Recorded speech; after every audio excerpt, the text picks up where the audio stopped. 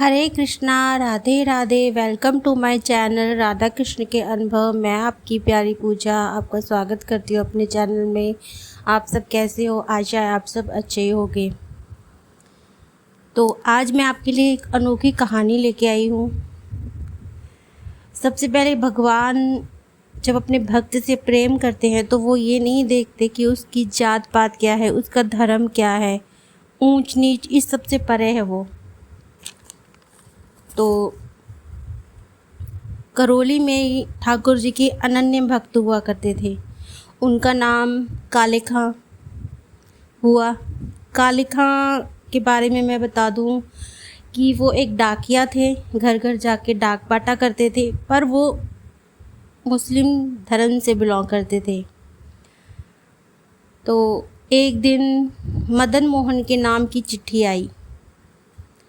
चिट्ठी लेके वो मंदिर पहुँचे। मदन मोहन के नाम की चिट्ठी आई और उन्हें पता था कि यहाँ मंदिर में मदन मोहन नाम का व्यक्ति रहता है।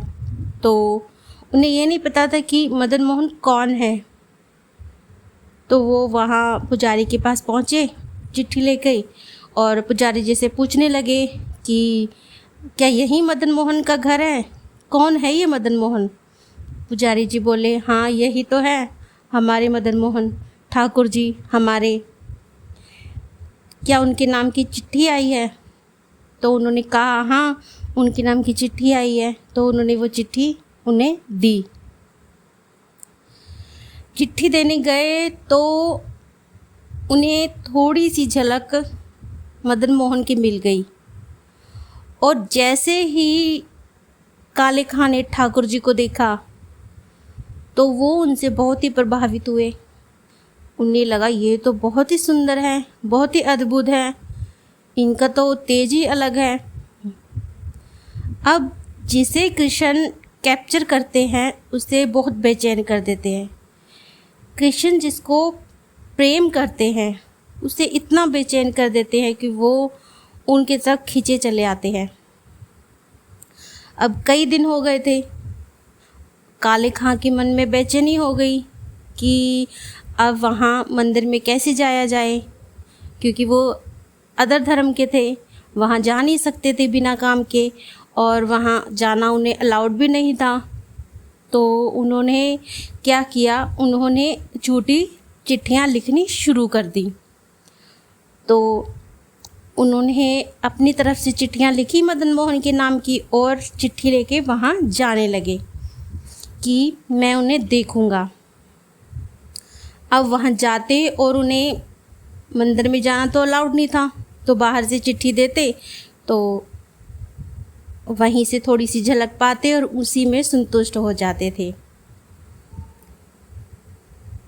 तो वो उनके प्रेम में इतने विचलित होने लगे, उनकी भक्ति में इतने मगन होने लगे कि उन्हें अब मदन मोहन के अलावा, ठाकुर जी के अलावा कुछ दिखता ही नहीं था। वो कुछ न कुछ बहाने से मंदिर जाने लगे, प्रभु से मिलने के अलग अलग बहाने भालने लगे। लेकिन आपको पता है इस समाज में जात धर्म ये सब ज़्यादा है, तो इसलिए उन्हें मंदिर के बाहर ही रखा जाता था, तो अंदर नहीं जाने देते थे। तो वो बाहर से ही प्रभु के दर्शन करके आ जाते थे। उसी में ही वो बहुत प्रसन्न होते थे, बहुत ही ज़्यादा। तो ये उन्होंने नित्य का नियम बना लिया था। तो बहुत दिन हो गए थे। अब रोज़ रोज़ चिट्ठी देने भी जाते तो पंडित जी ने भी पूछा, इतनी चिट्ठियाँ मदन मोहन को कौन लिखता है? तो एक दिन वो घर पे बैठे उनकी विरह में रोए जा रहे थे। तो एक दिन उन्होंने ये प्रण लिया कि मैं तो मंदिर नहीं जा सकता, मैं तो भीतर नहीं जा सकता, लेकिन प्रभु तो बाहर आ सकते हैं ना उनसे मिलने, तो वो क्यों नहीं आए? तो उन्होंने प्रण लिया कि मैं भूखा प्यासा तब तक रहूँगा जब तक प्रभु मुझे दर्शन नहीं देंगे। तो उन्होंने कुछ नहीं खाया पिया। 1 दिन बीता, 2 दिन बीता, प्रभु नहीं आए। 3 दिन बीते। एक दिन रात्रि में उन्हें एक बहुत सुंदर सा बालक, मोर मुकुटधारी, मोटी मोटी आँखों वाला, घुंघराले बालों वाला, पीताम्बरी पहने, हाथों में खीर का बर्तन लेके खड़ा दिखा और बोला, लो काले खां, मैं आ गया, ये खीर खा लो। काले खां का जो शरीर था वो भूख और प्यास से इतना निश्चल हो चुका था कि उनकी आंखें तक नहीं खुल रही थीं, आंखों से अश्रु बह रहे थे। उन्होंने थोड़ी सी झलक उनके उस बालक की देखी और वो बहुत प्रसन्न हुए। वो बहुत खुश हुए कि उन्होंने ठाकुर जी के दर्शन पा लिए हैं। वो बहुत प्रसन्न हुए और उनकी भक्ति और ज़्यादा प्रचंड हो गई। इधर करौली में खबर फैल गई कि ठाकुर जी का बर्तन खो गया है जिसमें उनको खीर रखी जाती थी, चोरी हो गया है। खबर सब में फैल गई। खबर इतनी फैली कि ये खबर काले खां तक पहुंची। तो काले खां ये बर्तन लेके मंदिर पहुंचे और बोले, क्या यही है बर्तन तुम्हारा? तो लोग उन्हें मारने दौड़े क्योंकि दूसरी जाति के थे, दूसरे धर्म के थे और बर्तन तो चोरी हो गया था। तो उन्हें लगा कि इसने ही चोरी की है। तो काले खां बोले कि नहीं नहीं। उन्होंने फिर वो सारे वाक्य बताया कि ऐसे ऐसे ठाकुर जी में आए थे और मैंने ज़िद की थी उन्हें बुलाने की, तो वो खीर लेके आए थे और ऐसे ऐसे। तो पंडित जी बहुत ही हैरान हुए कि भगवान ने इसे दर्शन दिए हैं, ठाकुर जी ने इसे दर्शन दिए हैं। ठाकुर जी तो ऐसा कर सकते हैं क्योंकि वो लीलाधर हैं। वो अपनी लीलाओं से कुछ भी कर सकते हैं, कहीं भी पहुंच सकते हैं। उनकी अद्भुत लीला है, वो अपने भक्त के लिए कहीं भी पहुंच जाते हैं। तो पंडित जी ने उनसे बहुत प्रभावित हुए। तो काले खां बोलने लगा कि अब मैं यहीं पे रहना चाहता हूँ, मुझे मंदिर में ही सेवा का काम दिया जाए। तो पंडित जी ने कहा कि काले खां तुम मंदिर के बाहर झाड़ू पोछा का काम करना, क्योंकि मंदिर के अंदर तो उनका जाना अलाउड नहीं था। तो काले खां इसमें ही बहुत प्रसन्न हुए। उन्हें लगा कि हाँ, इस तरीके से मैं प्रभु के साथ तो रहूँगा, उनके पास तो रहूँगा। उनकी भक्ति इतनी बढ़ती जा रही थी। इधर समाज में, इनके धर्म में इनकी बदनामी बढ़ रही थी। इनके धर्म के जो लोग थे वो कह रहे थे कि काले खां तो काफिर हो गया है, अल्लाह को छोड़ के ठाकुर जी पता नहीं किस करता रहता है इसीलिए परमात्मा ने इसे संतान नहीं दी है, अल्लाह ताला ने इसे संतान नहीं दी है। तो ये सब बातें चलने लगी और इधर काले खां झाड़ू पोछा करता और काम करके वहाँ पट पे खड़ा रहता। जैसे ही पट हटते थोड़ी सी झलक ठाकुर जी की पाता और उसी में बहुत प्रसन्न हो जाता। वहाँ से लोगों से आते, उनसे पद सुनता और वो ही पद वो गाने लग गया। भाव विभोर होकर बहुत पद गाता और बहुत रोता। एक दिन बोला कि ठाकुर जी, लोग मुझे बहुत सुनाते हैं, मेरी पत्नी को बहुत सुनाते हैं कि संतान नहीं है, तो मुझे संतान दे दीजिए। मुझे तो कोई इच्छा नहीं है, पर मैं तो तुझ में ही लीन रहना चाहता हूँ, पर इन लोगों का मुंह बंद करने के लिए एक संतान दे दीजिए ताकि आपके और मेरे मार्ग में कोई रुकावट ना आए। इन लोगों के मुंह बंद हो जाएंगे और मैं निश्चय होकर तेरे पास आ पाऊँगा।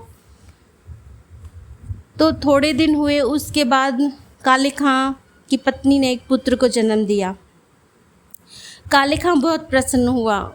उन्हें लगा ठाकुर जी ने उनकी सुन ली, ये बच्चा ठाकुर जी ने ही उन्हें दिया है।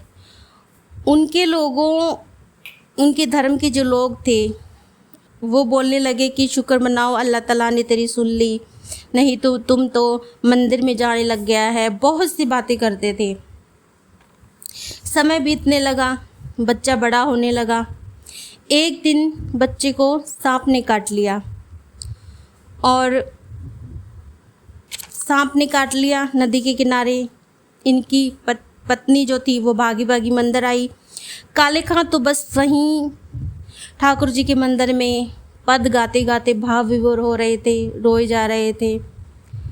तो वहाँ पत्नी आकर बोली, ज़ोर ज़ोर से चिल्लाने लगी, रोने लगी कि आप तो बस इन ठाकुर जी की भक्ति करते रहना, यहाँ हमारे बच्चे को सांप ने खा लिया है। जाइए किसी वैद्य को लाइए, किसी हकीम को लाइए। इधर काले खां जो थे अपनी भक्ति में लीन थे। पत्नी की कुछ बातें, कुछ शब्द उनके कानों में पड़ गए थे, तो वही शब्द सुने और नदी के किनारे पहुँचे जहाँ उनके बच्चे को सांप ने काट लिया था। पत्नी बोली, अरे वैद्य को नहीं लाए, हकीम को नहीं लाए, हमारा बच्चे का हाल देखो।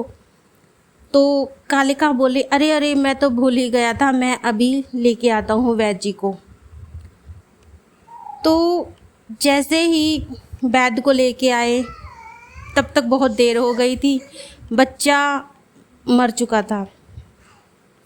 तो उनकी पत्नी रोने चिल्लाने लगी, अपने बच्चे को उठाया और मंदिर में ले भागी और बोली, अपने ठाकुर से बोलो कि मेरे बेटे को वापस दे। अगर ये सच में ठाकुर हैं तो मेरा बच्चा मुझे वापस कर दो। आप रात दिन इनकी भक्ति में रहते हो, आप कहते हो ना कि ठाकुर जी ने मुझे ये बच्चा दिया है, तो उन्होंने छीन क्यों लिया? मुझे ये बच्चा मुझे वापस चाहिए।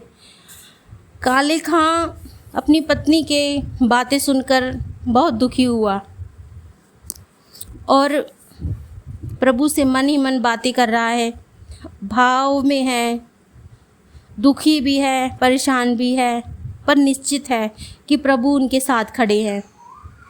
मेरा पुत्र उसे वापस अवश्य मिलेगा। तो काले खां ने उस वक्त कुछ ऐसी पंक्तियाँ गाई, कुछ ऐसे वाक्य कहे जिनको मैं आपको हिंदी में सुनाती हूँ।